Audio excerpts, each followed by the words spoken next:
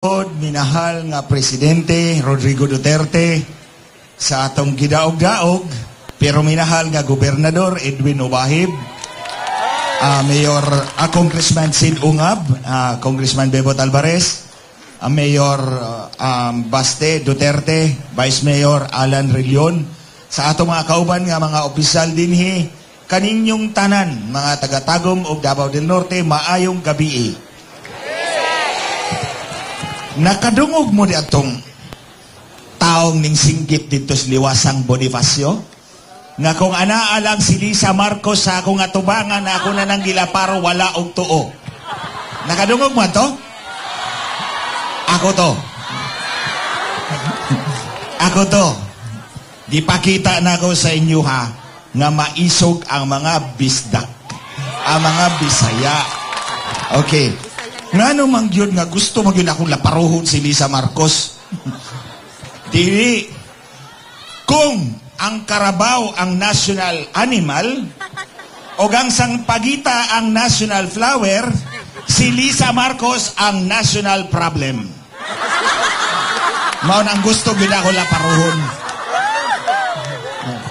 So, magsugod ta. Nga namang si Lisa Marcos man ang national problem, mga kaigsunan. Ako ang numero 1 kontra ni Smartmatic.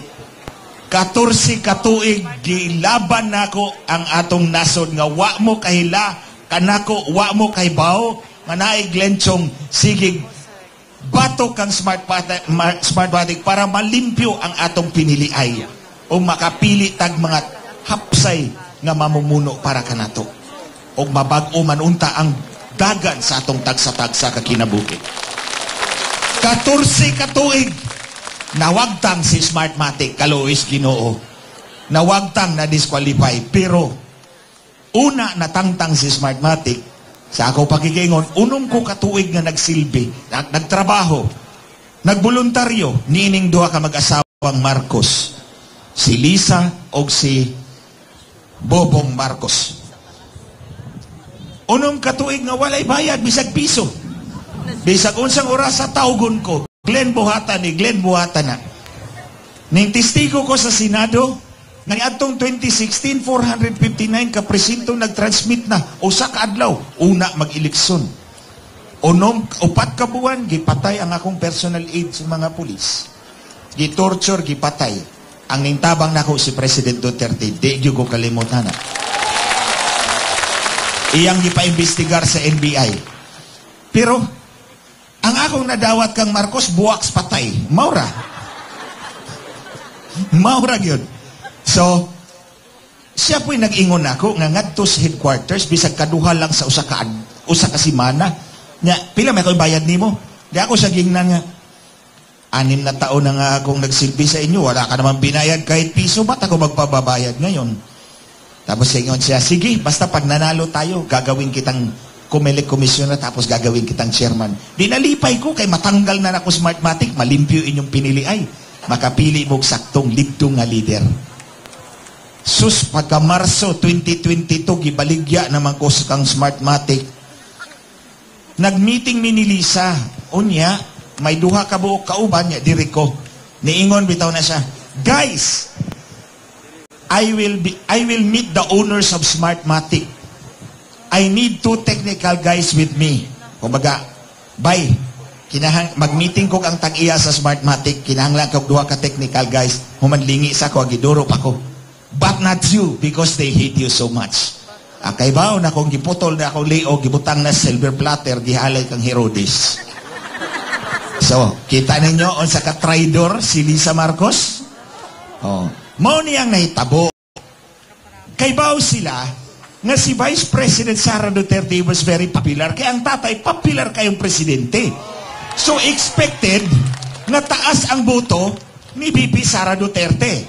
Pero, ligon ang kontra ni Bobong Marcos kasi incumbent Vice President. So, ang expected, mubuk ang boto ni Bobong Marcos. Taas ang boto ni Sara Duterte.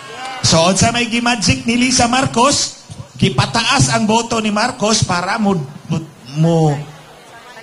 dikit sa kang Sara Duterte. Kay kung taas kayo ang boto ni Sara Duterte, o nya mubo kang Marcos, kitang tanan maglantaw kang Sara Duterte as the true leader. Nya weakling pa kay Marcos as somewhat recipe for disaster. So karon mo na magic nila, gitaas ang boto ni Marcos. Wa may problema siguro kuning daog siya og tininod anay, pero ayaw dugangi imong boto kay kana panikas na. Og manikas gani ka sa boto, tikasan sa kaskatawhan mo bitaw nang wa matuma ng 20 pesos nga bugas. Oh, di ba? Oh. So karon gipadaog pod sa Smartmatic iyang anak. Nya human, gikalimtan ako, gilabay nako sa basurahan. Wa na ko imbitara silang inauguration. Anyway, wa po niya tumana iyang saad. Wa po kuning apply. Kay bawo naman kung gitraidoran nako. Nauna pa ko katraidor kontra kang Pastor Kibuloy, kang SMNI, kang Sara Duterte, o uban pa ako'y nauna. So, wa kuning apply. Human ila kong tagaan og posisyon, National Telecommunications Commissioner. Gidawat nako. Abi ninyong ano? Mubo na nga posisyon, pero gidawat na ko kay gusto na ako dublihon inyong pre-data. Gusto na to na ako dublihon inyong pre-data. Akong brasuhon si Globe, si Smart, o si Dito. Huma, nakarealize sa mga tikasan nga, nganong si Glitchong man inyong gibutang din sa NTC. Pag manikas ta mo agi sa election sa telco, ang data, makita ni Glitchong mabuking ta. Gibawi akong appointment. Human, gipapili na po ko. Gipapili na po kong posisyon. Iko nga, inyo na lang na, di na ko. Ngayon ko, sige, mamili mo. Ilaglag ninyo si Smartmatic publicly, o niya i-blacklist, o ako maglaglag ninyo para malaglag si Smartmatic. Di ko no pwede buhato ni Bongbong. Akay baho na yun ko, nga nanikas yun din niya itong eleksyon. Sa muna, nag-execute ko kapidibit, akong gipakita nga maunay na hitabo.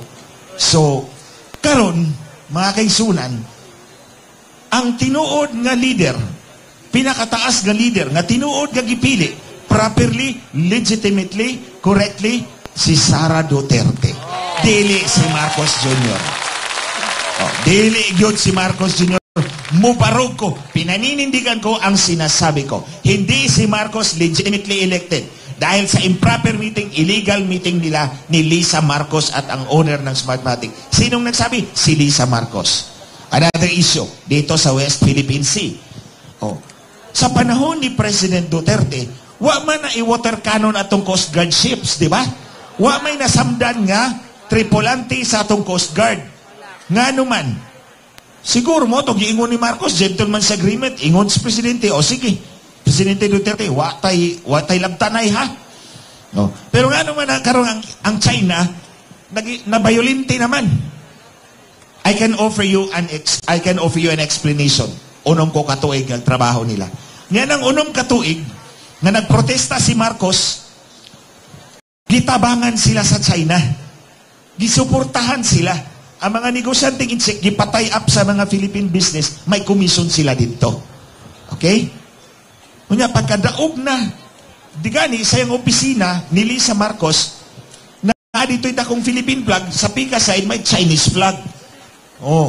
So, karon ning daog na, ning luhod si Marcos dito sa mga Amerikano. Nga naman, kada buwan mag-dinner mi dito silang balay. Muingon ginas Marcos, ang mga Amerikano ang nagtanggal sa akong amahan. So, sobra kayo ka deep-seated ang iyang insecurity sa mga Amerikano. Mo nang ning luhod siya dayon dito. Siyempre nasuko ang China. Wag yung kay utang buot kang kuting ka. Wag yung kay utang buot. Wag yung kay di ka kay bawa mo sukli sa kaayo sa kabubuton. So mo nasuko ang China, mura nagpersonalan. So kining tanan ang nagbani obra dani si Lisa Marcos, mo bitaw na ko, siya ang national problem. Unsaon taman, ang iyang presidente, ang kanang naglingkod ron, di magkumutawag ni Marcos ng presidente, ang naglingkod ron des opisina sa presidente sa Pilipinas, istatwa raman na, manikin na, o di kaya masitira, flower pot. Ang nagpadagan ining tanan, si Lisa Marcos. Onya, ang iyang long-term goal, Ang gusto ni Lisa Marcos, himuon po niyang presidente ang iyang anak. Oo. So karon, siyempre, na-involved din si Lisa Marcos kay nag-successful man siya pagpalingkod kang Bobong Marcos. Pinaagi sa Smartmatic.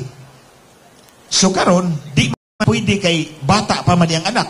So kinahanglan niya isaksak si Tambalos-los sa 2028 to 2034. O niya, iyang anak sa 2034 hangtod 2040. My goodness, I cannot imagine this country and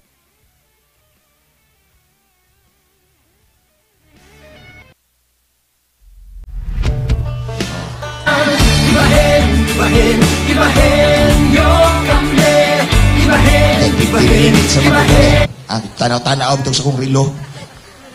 Ayaw tagtugot nga magmadaugon si Lisa Marcos sa iyang pagmaniobra sa kinabuhi o kaugmaon sa kada Pilipino. Dili lang din sa Tagum, dili lang sa Davao del Sur, sa buong Pilipinas. Huwag nating hayaan na magwawagi si national problem Lisa Marcos para apihin tayong lahat. Kaning nahitabo kang Governor Bahib, dili ni mahitabo kung walay pagtugot ni Lisa Marcos. Believe me. So, kaning ilang trabaho, ikining ilang People's Initiative, private initiative with Tambalos-los, ato ning babagan mga kaigsunan. Kay kung dili ta mo babag, magmadaugon si Lisa Marcos, kitang tanan ang alaot. Gusto ba ninyo maulang gihapon ni ang klase sa atong pagkinabuhi? O gusto nato kabuton ang kabaguhan sa kinabuhi sa kada Pilipino? Kaniadto, namidagan ko, pagka-congressman, wabay ako mo agig barangay captain, diritso ko, pagkahuman law school, ning dagan ko, congressman, ning daog ko. Ang akong kwarta, usa kagatos. Ang kwarta sa akong atbang, usa kalibog, usa kagatos. Ginuga pag hindi ako sa kagatos. Pero ning daog ko, tungod kay nagsuwat ko sa katawhan, niingon ko sa ilaha, karon pa lang, nagpasalamat na ako sa inyo, sa inyong pagsalig nga ihatag ka na ako, ugma, election day. Silpihan ko kamog timinod anay. Okay, tuman na ka ang akong saan. Sanglit mga kaigsunan, nagtuo ko sa atong mga komunidad. May kapasidad ang atong katawhan mo, pili sa saktong leader. Basta, patas lang ang piniliay. Pero kung naa si Lisa Marcos, may patas mga kaigsunan. Mauna ang national problem yung atong giatubang karon. Sanglit, babaga na to ang ilang People's Initiative kay nagsugod na raba sila og hisgot og political amendments.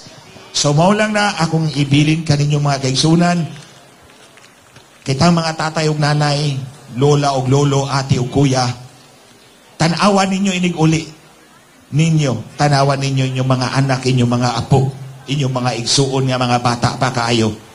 Dili sila makasukol para sa ilang kaugmaon. Dili sila makatingog para sa ilang kaugmaon. Kinsa man ang mutingog, si nanay, si tatay, si kuya, si ate, si lolo, si lola, kamo og ako. Sanglit magkahiusat ang tanan, nga babaga nato ang ilang mga bala aron magmadaugon ang kada Pilipino, mabago ang dagan sa atong tagsa-tagsa kinabuhi. Mga kaigsunan, ako ning ibilin kaninyo, anaa sa inyong mga kamot ang gahom para mabago ang dagan sa inyong kinabuhi. Magkahiusat ang tanan. Dagan salamat kaninyong tanan. Ang maisog na si Attorney Glenn Chong. Napansin ko po na meron tayong mga placards ng No to ICC. Pakitaas nga yan. No to ICC.